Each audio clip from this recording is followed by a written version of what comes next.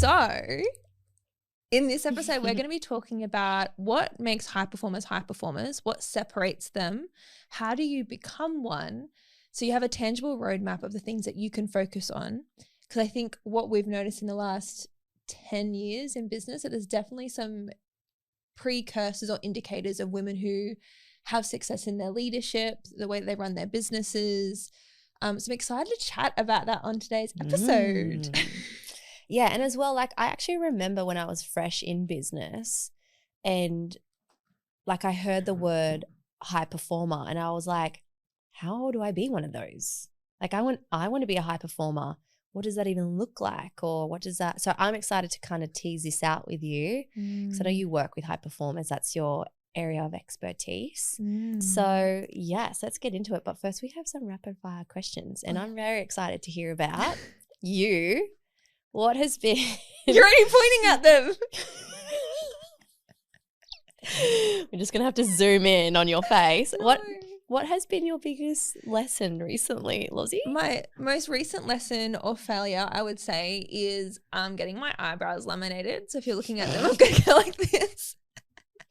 I hate them. I really hate them. I think they look nice. I've had them tinted like twice before in my life. This is the third time. And usually you have a shower and they go lighter. And I'm just like, I feel like I've got 2 slugs on my face. Are you like in the shower like this?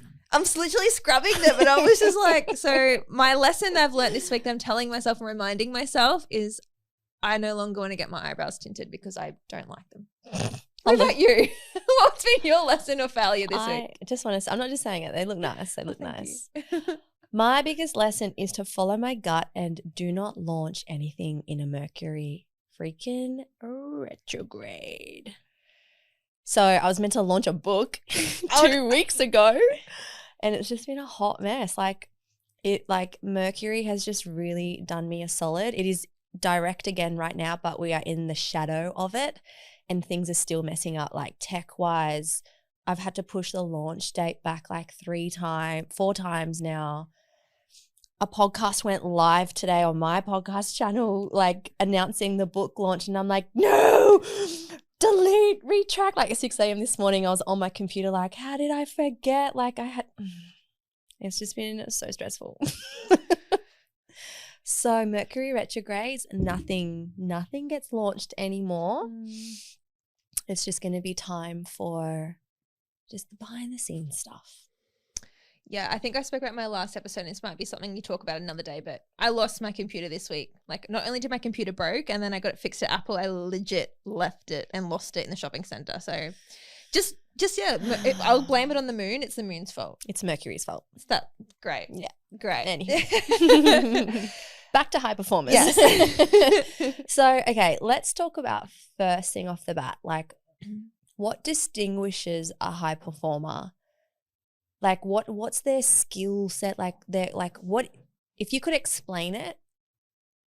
And I'm a brand newbie, I want to be a high performer, but I don't know what it is. Can you explain it? Like, what do they do? How do they move? How do they act? Like, why are they so different? I love this. And it's funny because I think it's only the last like 12 months or so that I've actually honed in on high performance, being like, yes, that's what I teach. That's what I know. That's what I embody. That's what I can help you become. Because as you know, my background's in psychology. I've always been obsessed with how people think and but I love positive psychology, which is that strength-based practice. It's like what can we focus on and what's going to move the needle and what's going to make you feel good. And I've gone back to a lot of my psychology books this year thinking about like what actually pinpoints a high performer, not just like what do we notice, but what actually has science found, what has research found. And it's funny because now that I've gone back and I've looked at the books and I've looked at the research, I'm like, I can pinpoint that and see that in even you and myself and the guests we have on the podcast and the women that we've seen in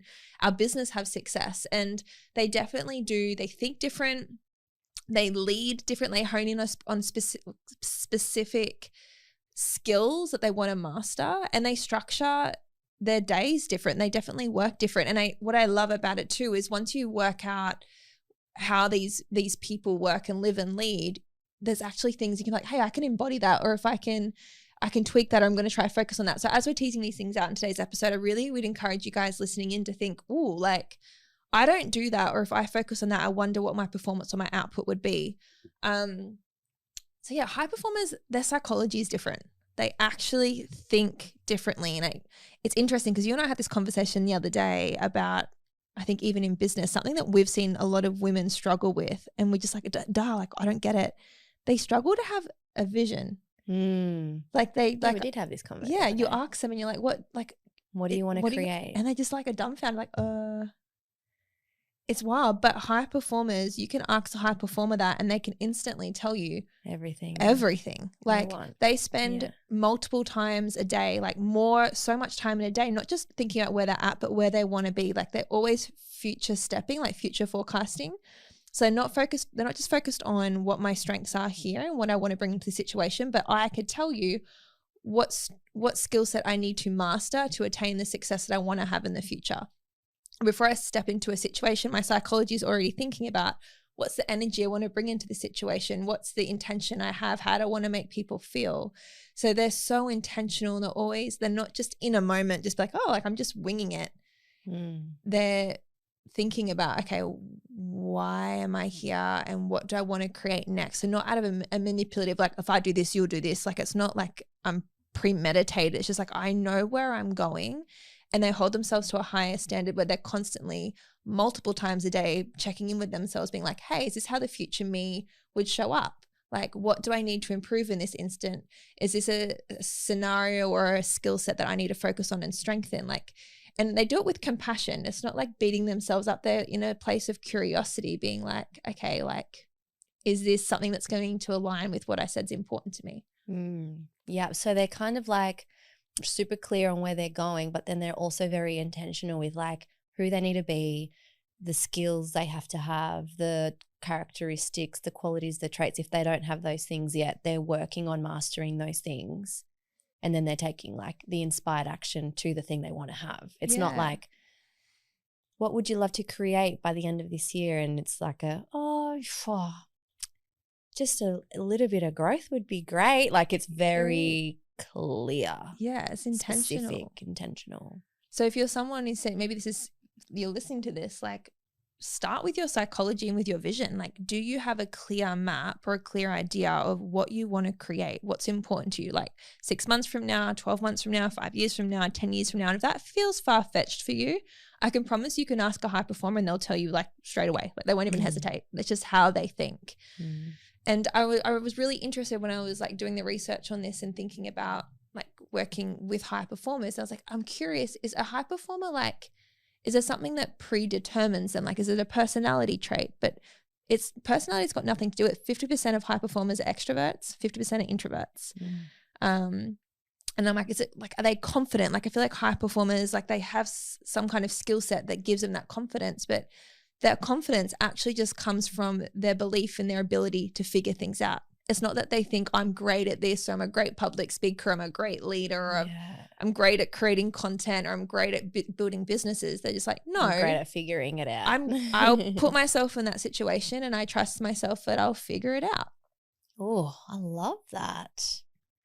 I definitely feel like we have both like winged it so hard in business over the last few years, and it's just that trust that it will work out. Hey, I think it's a reoccurring theme though. If you listen to any of the podcasts we have guests on, actually it's a reoccurring theme when you listen to like watch a documentary or read a biography, like anyone who's done anything great, I think you'll see this pattern come up. It's just like they've got this vision inside of them and they're not obsessed with the how. They will relinquish the how, but they know why and like why it's important and what they need to do. Yeah.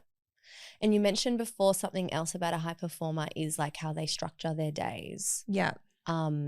How, like, what does the research say about that? Like what differentiates a high performer to someone who's not, with how their days look or yeah. And this isn't just like in business, like this is performing highly is like professional athletes, is as parents. Like a high performer isn't just someone who's successful in business too. So if you can apply this to any area of your life, whether it's in your relationships, it's sport, it's parenting. So they literally prioritize and structure their day knowing what's important. So if you could ask a high performer, and chances are they'll probably have a calendar and they will block things out. And it's not just blocking like Monday to Friday at work. It's like, no, actually in this period I work on writing the book, like the high paying activities. I know it's going to move the needle. In this period, I'm on sales calls. In this period, I'm creating content. In this period, I'm doing my financials. And it's not just work stuff. High performers, they have a desire to perform highly in all areas of life. So chances are likely they'll have in their calendar, hey, this is actually where I'm turned off and I'm having family time. This is when I'm going on a holiday. This is when I do my hobbies. I go to a dance class. So they are really, what separates them too is they are intentional and protect their time, but they also make sure they know what's going to move the needle in whatever they're trying to perform highly in, if that makes sense. Like they know what the outputs are. Yeah.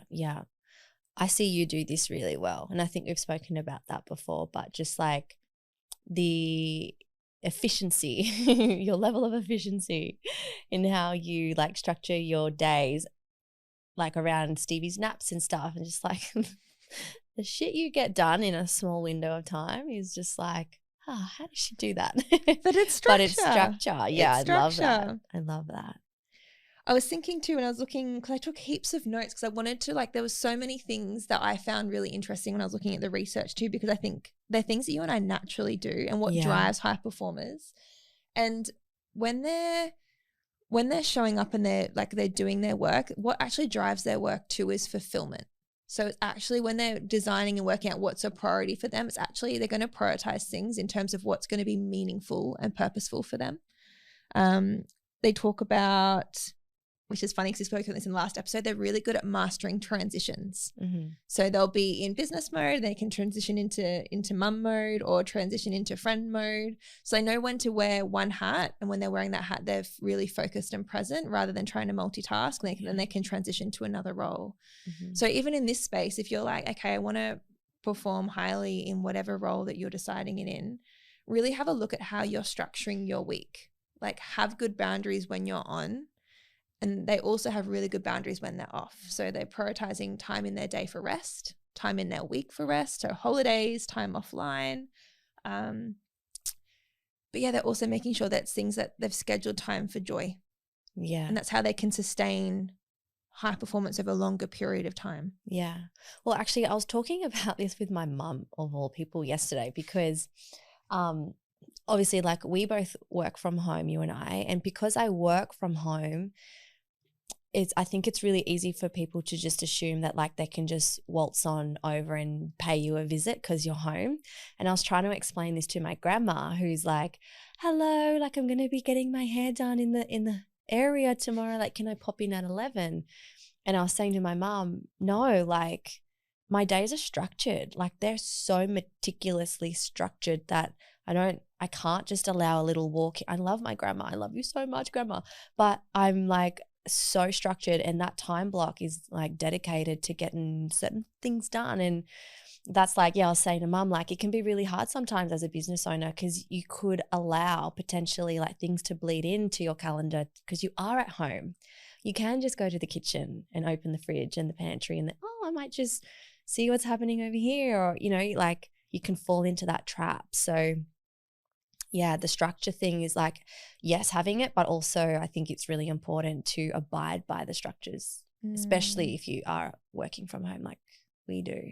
Yeah, and I think we've been saying this last episode as well. It's actually that structure, like people, I think a lot of entrepreneurs, especially women, are resistant to the structure. So they feel like it's like restriction or it's limitation and it's like that masculinity in their business, but it's that masculinity that gives you the freedom and the flow and the opportunity to be expansive. Like you need those things to hold you, otherwise you never get things done. Yeah. So if you're having resistance against having structure in your business, just know the people who perform highly and consistently without burning out, it's the structures that hold them. And that is what research has found over and over again with high performers.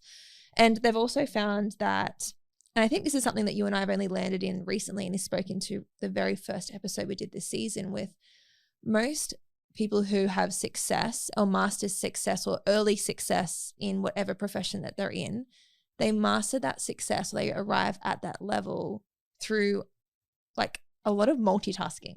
So I don't know if you can resonate, like when we launched our business 8 years ago, a decade ago, different businesses, we did everything.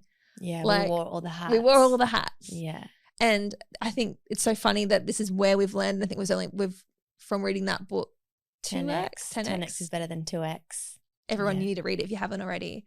But that was one thing that becomes really apparent is high performers, yes, they reach their early levels of success through multitasking, but for them to then continue to elevate their success and grow their success, it really comes about honing in and simplifying like particular skill sets. So rather trying to doing all the things, find one or two things that you're either really passionate about or really moves the needle in your business. And that's what you need to focus on. And you need to get really good at saying no to anything else and delegating. I know we had this conversation in the car even on the way here, because I'm like, and I was reading this book about it actually this week, and I think I've spoken openly before, but that's probably been my biggest challenge is like saying no. Like I actually have to have, I did a post on it on my social media if this is something you struggle with too, like 30 ways to say no. Because I literally, like I have to message Shani sometimes for coaching and be like, how do I say no? She's like, no. Like, what do I say? And this book was saying at this level, and if you want to continue to perform highly, make your innate, like your automatic response, no. Like just, you don't even think about it. You just say no to everything. And then you give yourself time to convince yourself if you want to say yes. Because I think a lot of people, me included, do the opposite. I say yes. And then I convince myself like, oh, I really should have said no. Well, do the other way, innately and instinctively say no. And then give yourself time to change your mind if you want to. We can go back and say yes to things that are actually important. Well, I think the easiest way to do that is to be like, can I get back to you about that? I need to chat with such and such about that, or let me think about how that could work. And that's just like my default is no to everything. You do that so well. I see you do that. Like I'm embodying that. Every time I'm getting asked, I'm like, what would Shani say? Shani would say, can I get back to you about that? I'm like, yes. Yeah. Or just don't have a spare bedroom like I do. I don't have a spare bedroom. So when people ask, can they stay? I'm like, no, you actually can't. My introverted self has made sure there's no spare bedroom at my house. Maybe that's why I need to have a second baby, just so we get rid of the second room. Yeah. Hey. Dan's like, why are we having another one? Just so we don't have people stay anymore. So let's talk about maybe their skills in terms of how they lead.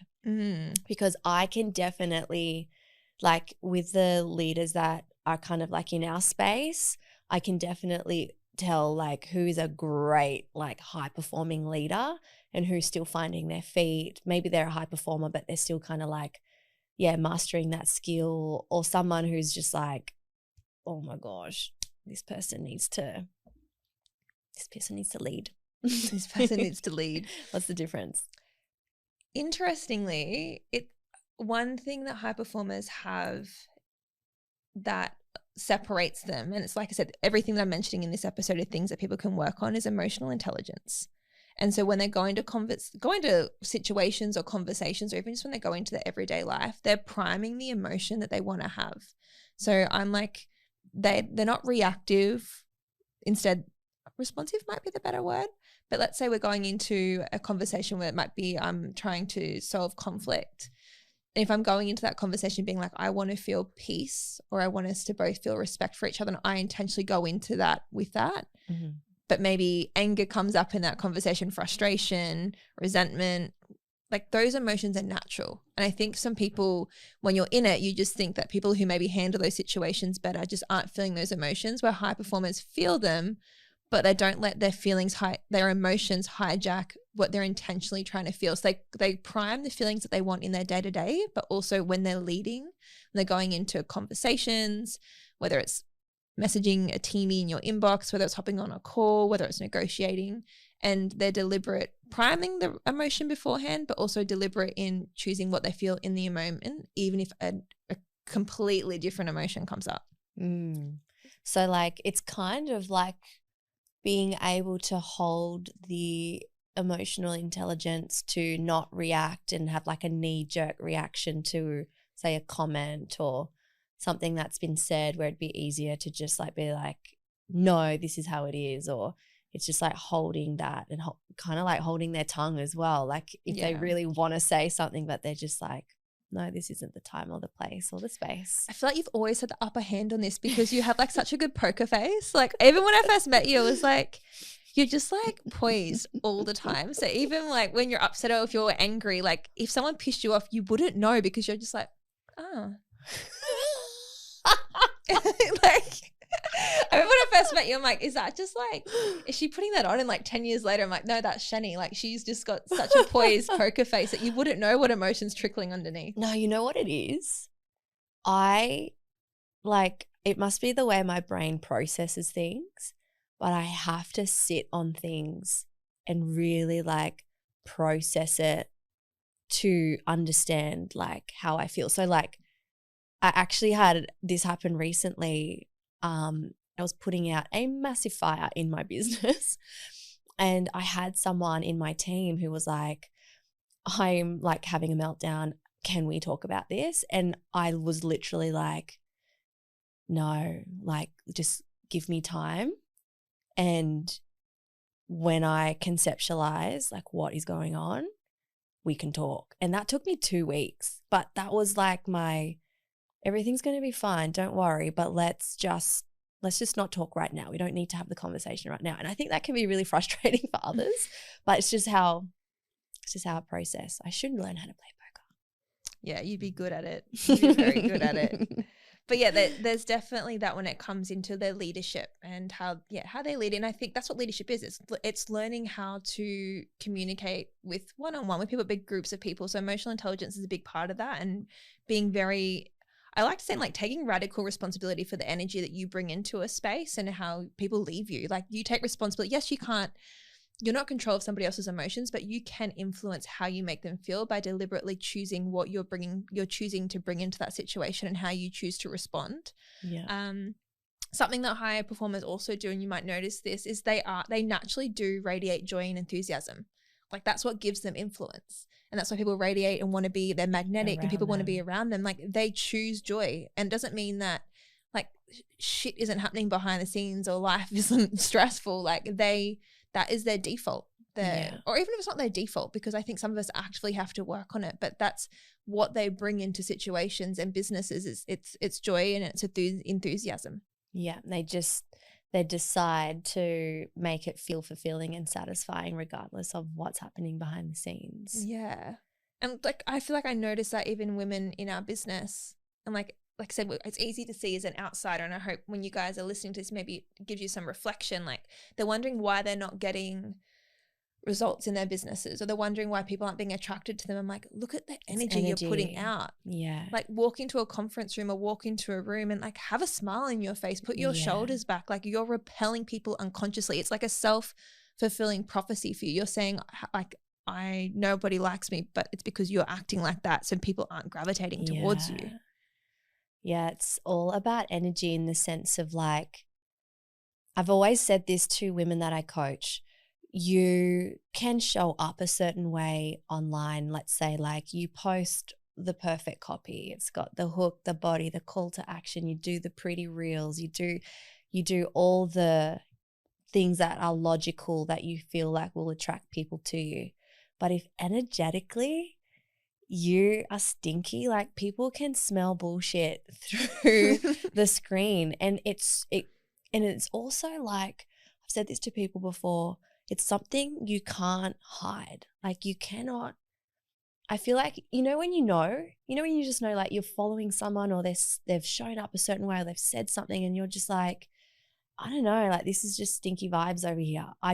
It's not something you can hide. It's not, and it's actually something you can't teach either, of how to stop doing it, other than just like, raise your standards, raise your energy. How you vibrate is definitely felt by all people around you.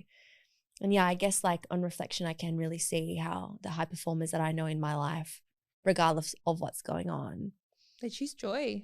They choose the energy that they vibrate at. Yeah. And a way that high performers also, they consciously cultivate this, and like high performers generally high perform in all facets of their life. Like they strive to be better in their marriages, in their friendships, in their wealth, in their health. And so if you're someone who's like, okay, like how, like you said before, like how do you give someone the tools to like amplify their energy? It's like changing your state. Like it comes back to like the simple foundations of like, does gratitude work for you? Does exercise and movement work to you? Do you need to get your nutrition in order? Do you need to get better sleep? Even something simple as just like fake smiling for like 10 seconds actually will release endorphins where you will feel happy. It's like your posture, put your shoulders back, put your head up. Like if you're someone who's like, I know I don't naturally radiate joy and I'm not bringing enthusiasm into the interactions that I'm having in my business or in the workplace. Yeah. Start with those small things. You might feel like they're small, but that's what compounds, so you can step in, cultivate joy and magnetize that to you as well. Well, I just fake smiled the whole time you were talking and I feel You awesome. feel great. You feel great. That Dance parties work, music work. Yeah, so bringing joy and talking about energy as well. They not only like prime themselves, they prime the emotion they want to bring and they're intentional about the emotion they want to experience, but they actually also expect positive back. Like they do raise their standards. Like they go into their day and expect it to be a beautiful day. Like obviously like misfortunes happen to people and that's not something you can't go around expecting that or planning for that, but they literally are optimists. They go in thinking like, of course today's going to be a great day. Yeah. Of course that person's going to want to join my team. Of course that person's is going to check out and use the checkout link. Of course that person's going to reply to me. Of course that person's going to be excited to see my follow-up. Like they expect positive outcomes. Yeah, because why not? Why not? Like if I'm joyful and I love people and I'm respectful and I'm bringing value to the workplace, I would hope that that's what you would want to get back. And so I think it's that mindset shift, but it's also like it's choosing joy. Yeah. It's choosing what you focus on. Yeah. What would you say are like the biggest traps that high performers can fall into? So there's 3, and it's fun because I feel like these are ones that like I'm constantly catching myself on too. And I think I've personally seen women in our business fall into these traps, and it's been kind of the predictor of their demise. Like I've seen it's then been what's cascaded the flow-on effects. The first one is superiority. Being superior. Like, so opposite with like being humble. Like if you stop being humble and you keep thinking that you're better than everybody else, no one else has got anything to bring to the table, no one else gets it. Like even that saying, it's lonely at the top. If you hear those people saying that, they've stopped being humble and they've got this, they think they're separate from their team, from the company. That is one of the biggest predictors of people's demise. Wow. I've just had like flashbacks of all the people I've worked with over the last 8 years who have definitely fallen into that trap. It's funny, isn't it? Because I remember this isn't just like hearsay. This is like research done on high performers. They've done like, I think it was over 9,000 high performers, and they interviewed them, and all of them, like life isn't always sunshine and rainbows, and they all had like an instant where they've had to pivot in business, rebuild, start something new. They've lost, whether it was a marriage, it's a relationship breakdown. And upon reflection, they've been able to put it down to these 3 things. And one of them was, like they've stopped being humble, but they use superiority. Yeah, thank you. It's that word. It is a really hard word to say. Especially if you're Loz. If you haven't clicked on now, we have Lozisms and I make words up. So superiority. There you go. You said it. Yay. So that's the first one. Stay humble. Stay humble. Now I've just got that Kendrick Lamar song in my head. Sing it. No. Come on, I'm not singing it. Is it a rap or is it a song? Yeah, no, you don't want me singing that. Go, next one. Okay. So staying humble. The second one is satisfaction. So they stop gratitude. They stop being grateful. They, instead of being there's this saying like instead of being in the gain, you're in the gap. So instead of thinking about how far you've come or like, oh my gosh, like look at all my abundance, or yes, I might not be where I want to be, but look where I am compared to 10 years ago or even last week. Like it's that growth mindset. And a lot of high performers, when they stop performing highly, when they fall into the gap and they start focusing on all the shit that isn't working, or they're not where they want to be yet, or so-and-so quit, or the grass is greener over there, and they start getting frustrated and they stop making time to enjoy what they've built. I've definitely fallen into that trap. Really like frustrated at the lack of results or the timeline that it's taking to get to where you want to go next. And you're so like tunnel vision on, this is taking so long. I thought I'd be there faster, quicker. I thought, I've definitely caught myself there where I'm just like, not satisfied. It's frustration instead. Yeah. I think all these things are things that high performer, because all the other stuff we spoke about before, if you are a high performer listening to this, probably none of it seems new to you. You're probably like, yeah, I do that. I do that. It's like, it's just naturally, it's inbuilt in us. Like, but then you're probably going to catch yourself in some of this stuff about like, what are the gaps or what are the traps? And like, we can fluctuate. And if you don't keep your fingers on the pulse, it's really easy to just keep sliding. Because I'm the same. I've noticed, I'm like, oh, wow, like I've been so, and it's not a bad thing, but I'm so excited about new projects and things that I'm focusing on, and that the fact that I'm not where I want to be yet, that I'm like, oh, I'm starting to feel the dissatisfaction like creep up. And so a really easy way to like just anchor into satisfaction is just things like your gratitude journal, or some really good journal prompts are just like, what was great about today, or like what we've been saying, like what was our biggest lesson this week, like just flipping things. They are growth mindseted, and they are based in strength-based practice or positive psychology on how far have I come, or what's been my biggest blessing today, my biggest lesson this week, or what did I gain from today's experience. So just keep focusing on the gain rather than the gap. Love it. And then the last trap was they use another word for it, but I'm always about like flipping it so it's positive. It's like remaining focused. So like if the trap is like just focusing on everything and throwing spaghetti in a bowl, or just thinking that something's going to work, which I know we've kind of both fallen into the trap too in the last couple of years. Well, because you're a high performer, so you can do it all. And you can do it the best, and you can do it faster and quicker and all the things. So, yeah, you do fall into that trap naturally to be like, oh, I'm just going to do it. Yeah. Yeah. So you've got to keep performing highly. It's about continuously like looking at going back to your structure and being like, all right, what's important? What are the things that are moving the needle this week? Making sure you keep the main thing. And that can change. Like the main thing might not be the main thing anymore. Like you've just got to make sure you are honing in and mastering unique skills for the level that you're playing at. Because if you keep trying to multitask and do all the things, you'll drop the ball and you'll be wondering, why am I not getting the same output, or why is the needle not moving in my business? It's like, oh, I've fallen into that trap. I was warned. I have to stay focused. So if you want to remain a high performer, it's staying humble, staying satisfied, and staying focused. Yeah. The rest of it for a lot of people comes naturally, but if it doesn't, some of those things we spoke about in today's episode will hopefully help you give some tangibles on how to improve it. But one thing that I felt was really interesting that I just did want to touch on with high performers and how they lead with leadership. And I was reflecting on this because I've noticed this in myself too. I actually have a play with you. When you think of a high performer, someone in your circle, and you ask them, why do they do what do they do? Even if I asked you, why do you do what you do? Why do you keep pushing yourself? Like, why is enough never enough for you? Because if I think about for me, because I'm passionate about seeing like how far I can go.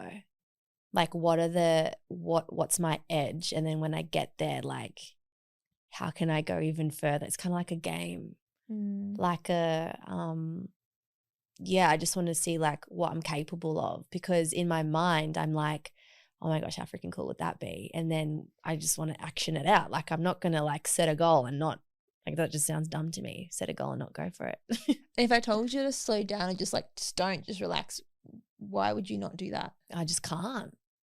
Like I can't not do anything. Why? Because it doesn't bring me fulfillment or purpose or meaning. Like I feel like life has to be meaningful so that you can get at the end of your life and look back and be like, I led a life that was so freaking meaningful. But for you to do that, for you to be on your deathbed feeling like fulfilled with the meaningful life that you've lived, you've got to be able to say like, yeah, I freaking gave it my all. I went all in. See, like that is a definition of a high performer. So I feel like if you asked any high performer, you'd probably get the same answer. So there's this need of necessity. Like if you tell me like, why do you do what you do? I'm like, I have to. It's in my DNA. Yeah. Like I don't know how to not. It's like there's this necessity behind what we do. Like we don't know how to stop. And if we did, it's like this need, like, but what would I leave on the table? Like my life, what if I left, like, what if I have regret? Like I've only got one life. I've got to squeeze the most out of it. And it's that necessity that makes us be really good leaders, because we actually want to serve, because we find purpose and meaning in like going after what we want in the pursuit of helping others and making the world a better place, because we feel like we've got this obligation to. And it's not like I have to serve and I have to do this. It's out of, it brings me purpose. Yeah. And joy. Yeah. And so a lot of people, when you hear them complaining about leadership or servant leadership or stepping up and doing things, it's like it's not coming from a place of them where they're like, I have to do this because I'm born to, yes, they're not driven by recognition.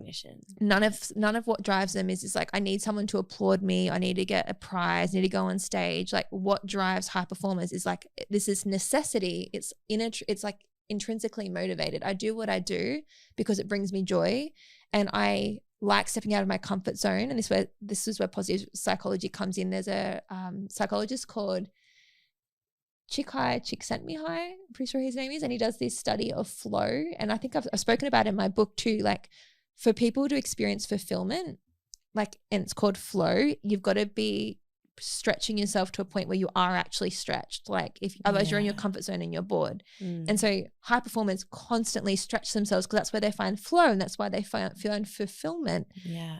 So I feel like when you're stretched, that's like when you get the most work done and all your most amazing work gets done. And you're focused. Yeah. And you're driven. And you're like, your blinders are on. I have a question about that though, right? So if I rewind back to like when I first started in my network marketing business 8 years ago, I would say maybe the first 3 years, I was recognition, like it wasn't like the be all and end all, but I definitely did things because I wanted to, but I was also excited about the recognition. Whereas then I got to a point in my business where I was like, I couldn't give two shits about the recognition. Like, I don't need the trophy. I don't need to be on stage. You don't need to put the spotlight on me. Actually, get me out of the spotlight. Yeah.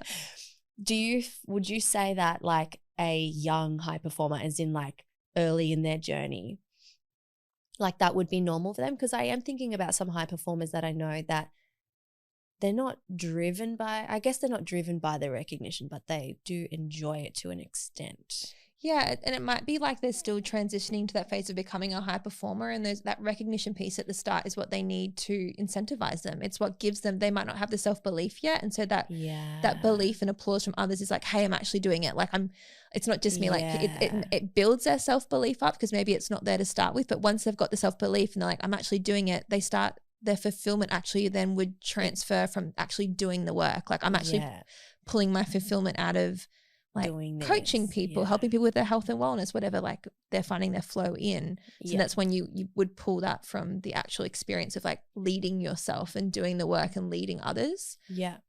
Yep. But it's interesting, isn't it? Like when you look at it, I'm like, okay, because when I think of women, like just naturally that I see leading and having success, and people that I'm inspired by that have created success, I can see how all that would show up.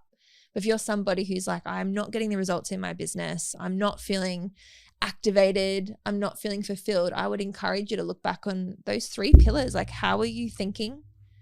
Like what's your psychology like? How are you moving and structuring your day within your business? Like, how do you actually work within your business? And then how do you lead? Like, are you leading and taking radical responsibility for the energy that you bring into interactions, how people, like responsibility for how you make people feel when they leave interactions? And are you doing it for recognition, or are you actually pushing your edge and putting yourself in situations out of necessity because like it's intrinsically motivating for you? Because what continues to drive high performers is that it's satisfaction. It's work that's meaningful and purposeful. And when they're structuring their days, like we said, they're very protective and deliberate on what's on their calendar, not just because of what's going to make them money, what's going to bring them joy and be meaningful and purposeful. Ooh, I love it. It's actually really cool to kind of understand more about the psychology and the brains behind a high performer, because I knew what it was like intellectually, but yeah, it was really good to kind of like dive deep. And I think as well, this episode would be so good for those who are high performers, who can really like distinguish certain parts of what we've spoken about, to be like, yeah, I do that, but this is such a great stepping tool for them to now go and like expand in that space. Yeah. And like I said, it's either or, like not either or, but if you're working to become a high performer and you're not performing at that level yet, then take what we said at the first half of the episode. Or if you are a high performer, just know that like high performers still lose everything. Yeah. Sometimes high performers are focusing so much on their business that they're not focusing on their marriage, and they lose relationships. Yeah. They take the eye off of the ball that once moved the business in the needle in their business, then their business is starting to go downhill. So it's not a high performer just because you're a high performer doesn't mean you're going to stay there. It's constantly evolving and growing. And so if you can focus on the last 3 things that we spoke about as well, it's going to make sure that you continuously high perform in all areas of your life that are important to you. Love it. Thanks, Mm. Lozzie. You are so welcome. I love this conversation. So, rapid fire question to wrap up the episode. Who are you appreciating today or Celebrating? I'm celebrating you this Oh, week. Shani just said it really casually at the start of the episode. She wrote a book. Excuse me, she didn't even tell me. She's like, I found out everybody else on social media, and I messaged her and I was like, what the fuck? You wrote a book? I didn't keep it a secret from you though. It just happened. How did you just happen to write a book? I was in my flow. In your flow. Well, congratulations. I'm shouting out baby. Shani, who Thanks, has just written a book. What's it called? It's called The Alchemy Blueprint. How to live a joyful life as an entrepreneur without sacrificing your soul. It's going to be a goodie. I'm so We're going to excited. do another episode. And as we said, maybe when we do the episode of my blueprint chart, we can tease out your book because I want to hear all about it. Yeah, I'm excited to share. It's definitely, Mercury retrograde is still stuffing me up. Hopefully it's out there in the universe when this episode goes live. What are you celebrating? I want to celebrate my sister. I caught up with her over the weekend and she is just doing it so well. She's a mama and she's running a business and she has minimal support. She's got my mum that helps her and she also has her partner that helps her. But I seeing her run her business in the nap windows and thick in it, with a 1.5-year-old. So just chatting with her on Friday, I was like, far out, girl, you're doing so amazing. She just released a course. She's just doing all this stuff. And I'm like, how are you doing it? So shout out to Kayla, my sis. Just so proud of her and all the mums out there. Let's just expand that to all the mums out there who are running businesses and running families at the same time. Oof, we see you. We are there with you. We're celebrating you. We're celebrating you. Yeah.